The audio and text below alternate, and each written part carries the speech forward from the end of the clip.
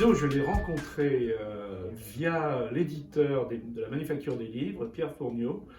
L'idée étant de tourner un film, je me rappelle à l'époque, et un film sur les gangs. Et comme j'étais, disons, un officiel des gangs depuis les années 70, on m'avait convoqué en me disant est-ce que tu connais des gens qu'on pourrait rencontrer. Et puis l'idée du livre est venue de là. Donc Pierre a fait la rencontre avec Guizot, et puis on s'est mariés, hein, voilà, comme ça, alors, tout bien tout honneur évidemment, pour faire ce livre qui s'appelle Gang Story, qui est une épopée des gangs depuis les années 70, puisque la première photo elle date de juin 75. Et la dernière, ça doit être en 2013, quoi. Voilà. Entre-temps, il y a eu d'autres péripéties, mais disons qu'il y a un suivi qui raconte un peu cette histoire où les gangs étaient des groupements de jeunes, disons des bandes de jeunes, qui étaient un peu, je dirais pas en révolte, mais qui essayaient de créer leur propre univers, hein, puisqu'on a surtout des gens issus de l'immigration. Les années 60-70, c'était disons la première immigration, les enfants des gens des Italiens, Espagnols, Portugais, Polonais. Hein, donc ça faisait un peu le corpus des blousons noirs. Et la deuxième immigration, à partir des années 77, le regroupement familial, donc sur l'Afrique du Nord et l'Afrique tout court. Donc on a deux époques, on va dire. Une époque, je dirais, chrétienne et une néo-chrétienne après. Donc c'était ça. Entre-temps, j'étais correspondant de guerre, ce que je suis toujours, et pour me détendre, j'allais photographier les gangs de la région parisienne. Disons que globalement, le principe, c'est de dire que la France est un pays de M, hein, et que l'Eldorado, c'est l'Amérique. Donc dans les années 70, on écoutait du rock'n'roll, on s'habillait comme les Américains, avec des blousons de cuir, etc. À partir des années 80, il y a eu le phénomène hip-hop qui est arrivé. Donc c'est toujours la culture américaine. Donc il n'y a pas de différence. C'est-à-dire que finalement, la soft power a conquis le monde, c'est la culture américaine, et elle évolue en fonction des modes américaines. C'est-à-dire que, bon, années 60-70, c'est les rockers, après c'est le hip-hop. C'est toujours, disons, connecté aux couches, disons, pauvres de la population au départ. Donc c'est eux qui créent une langue, qui crée un message. Hein. Souvent, quand on écoute le rap en France, c'est toujours un peu la même histoire.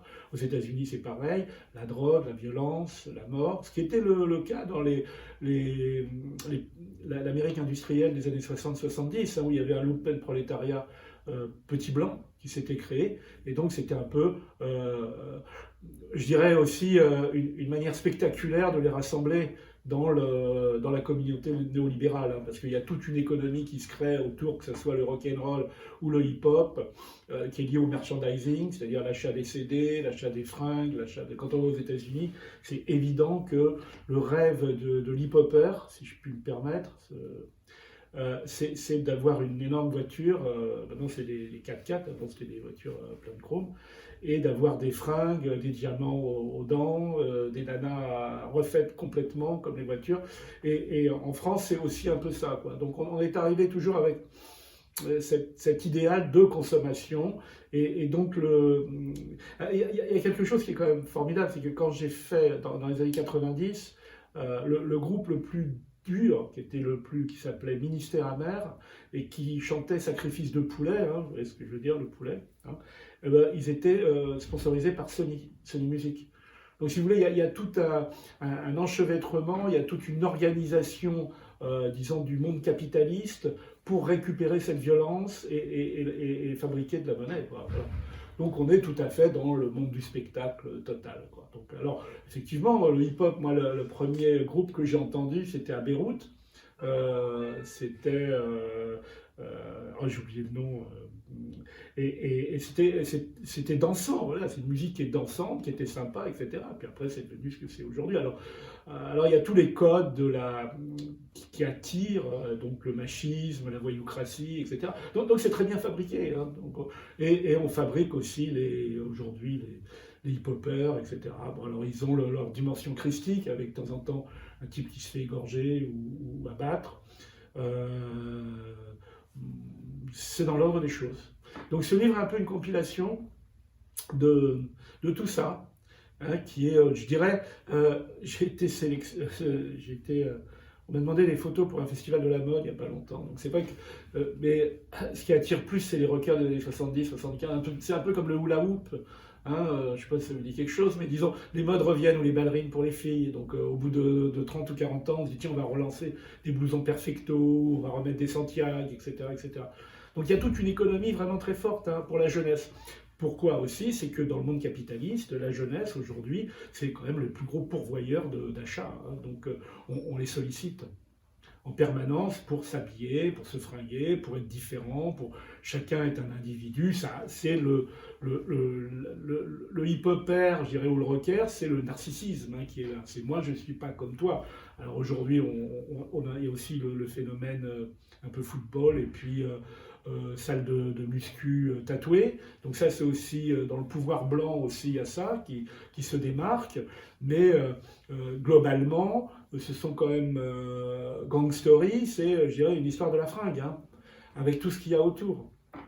Et puis je te tape dessus, etc. Parce qu'il doit y avoir le héros moderne, il doit être viril, il doit se battre.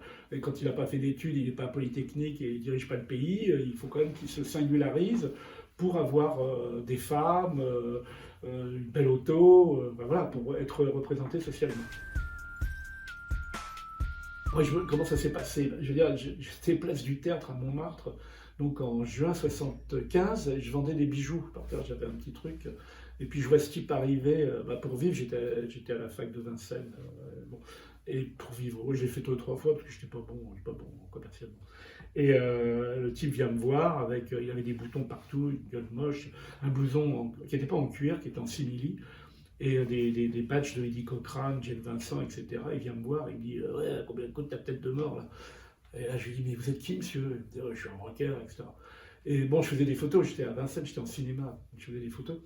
Et je lui dis est-ce que je pourrais vous photographier? Ça a commencé comme ça l'histoire. Puis de fil en aiguille, il m'a présenté des copains et tout. Puis après, j'étais, disons, comme coach avec Johnny de Montreuil, qui est abattu dernièrement, qui a été abattu il y a quelques années et qui m'a un peu emmené dans tous ces univers un peu qui étaient, disons, euh, qui n'étaient pas fréquentés par les médias. C'est-à-dire que quand je faisais ça, de toute façon, j'avais pas le choix, je ne pouvais pas faire autre chose, j'avais pas d'argent, j'avais rien, j'avais pas de contact, je venais de Nice et je connaissais personne.